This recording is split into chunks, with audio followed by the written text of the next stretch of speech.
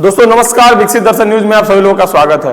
दोस्तों यूजीसी को लेकर के देश में हर तरफ विरोध चल रहा था। स्वर्ण समाज लगातार सड़कों पे थे और इस कानून को वापस लेने की मांग कर रहे थे। लगातार मोदी जी और अमित शाह जी के खिलाफ लोग खड़े थे। जो लोग हिंदूवादी संगठन चला रहे हैं, जो लोग हिंदू देश को हिंदू राष्ट्र बनाने की मांग कर रहे हैं, उसमें सबसे बड़ा 10% आबादी वाले स्वर्ण समाज सड़कों पे थे और लगातार विरोध कर रहे थे। कह रहे थे कि इस कानून को वापस लो। मोदी जी को उनके जाति को लेकर के एक तरह से कहा जाए तो विरोध हो रहा था। लगातार बैनर पर उनके जाति को लेकर के गालियां दी जा रही थी, अपशब्द लिखे जा रहे थे। मगर दोस्तों, जब स्वर्ण समाज इस तरह की जब खेल कर रहे थे तो किसी ने भी उनका विरोध नहीं किया। मगर आज के डेट में इस यूजीसी कानून को लेकर के सुप्रीम कोर्ट ने इस पर फिलहाल रोक लगा दिया है और सरकार को पुनः इस पर सुधार करने की जो है वो याचिका में बताई है कि इस पर सुधार किया जाए। इसका दुरुपयोग हो सकता है। दोस्तों, दुरुपयोग कानून अगर बना है तो उसका बहुत सारे लोग दुरुपयोग करते हैं, बहुत सारे लोगों के लिए फायदा होता है। जरूरी नहीं है कि उसका पूर्णतः दुरुपयोग ही हो। उसमें हो सकता है कि कोई पॉइंट ऐसा हो जो दुरुपयोग में फायदेमंद हो, लोगों को जो इसका दुरुपयोग किया जा सके। मगर यह बहुत बड़ा वर्ग जो SC ST OBC के जो लोग थे उनके लिए काफी अच्छा था। उनके बच्चों के लिए यूनिवर्सिटी में एक तरह से गारंटी प्रोवाइड कर रहा था कि अब उनके खिलाफ किसी तरह का जातिगत घटना नहीं होगा, जातिगत घटना नहीं घटेगा, उनको नीच नहीं बुलाया जाएगा या फिर उनको लेकर के, उनके जाति को लेकर के उन पर किसी तरह का टिप्पणी या फिर उसको दुरुपयोग नहीं किया जाएगा। मगर 90% आबादी को सरकार और जो कानून बनाई थी इसमें 90% आबादी जो है SC ST OBC और जो निचले तबके के लोग हैं उसके फायदे को नजरअंदाज करते हुए कोर्ट ने सिर्फ इस बात को मुख्यतः देखा कि इसका दुरुपयोग किया जा सकता है। मगर 90% आबादी को कोर्ट नहीं देखी और पहले ही याचिका के पहले ही सुनवाई में इस पर रोक लगा दी। कहीं ना कहीं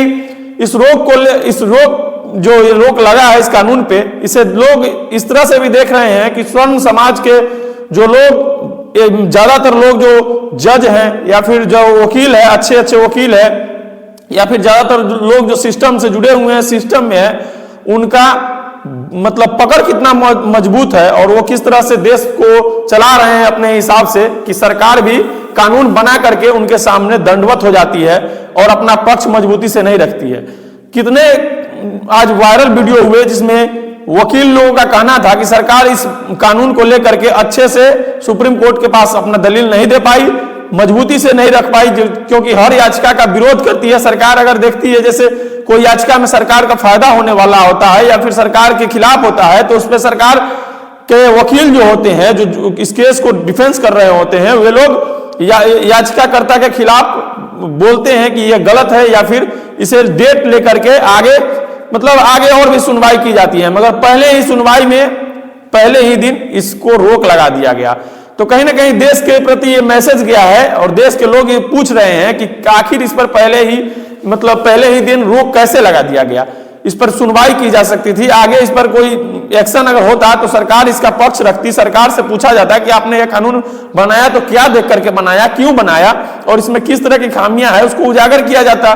मगर एक ही बार में रोक लगा देना कितना सही है, ये आप लोग कमेंट करके जरूर बताइएगा। दोस्तों, कहीं ना कहीं देश में अभी राजनीतिक तौर पर देखा जाए तो यूपी का चुनाव महत्वपूर्ण चुनाव होने वाला है, जो विधानसभा का चुनाव सामने है।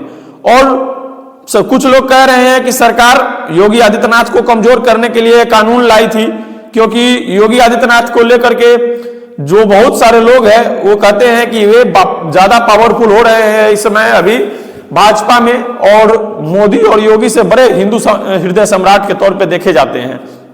तो इसको लेकर के भी लोगों में यह बात फैली हुई है।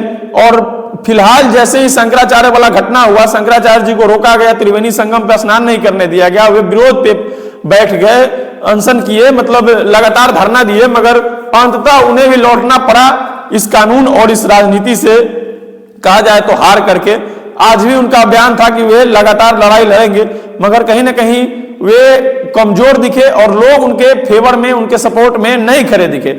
वही हिंदू लोग जो मतलब आज तक हिंदू राष्ट्र की मांग करते थे, वही अपने शंकराचार्य के सपोर्ट में खड़ा नहीं हुए, मगर एक कानून के सपोर्ट में स्वर्ण समाज इस तरह से खड़ा हुई कि वे कानून लगभग वापस करवाने में सफल रही है। फिलहाल इस पर रोक लग गया है, और इस पर रोक लगने के कारण क्या ओबीसी SC ST के लोग जो है वे अब बीजेपी को कमजोर करेंगे यूपी में? क्या योगी जी कमजोर हो जाएंगे इसके लेकर के? इस तरह की कई सारी बातें जो है वो न्यूज चैनल में चल रही है, लोगों के बीच चल रही है कि योगी जी को कमजोर करने के लिए ये सारा पैंतरा रचा गया था और इसे तो वापस होना ही था, इसे तो रिटर्न सरकार ले ही लेगी।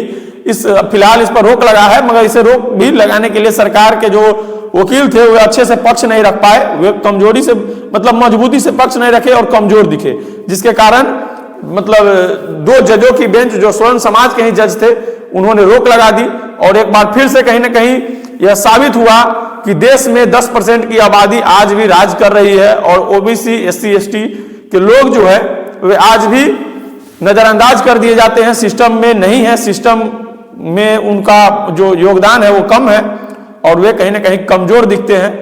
बाकी आप लोग क्या सोचते हैं कमेंट करके जरूर बताइए। मेरा वीडियो बनाने का मकसद किसी को बुरा भला करने का नहीं था, एक सच था जो आप लोगों के सामने लाया हूं।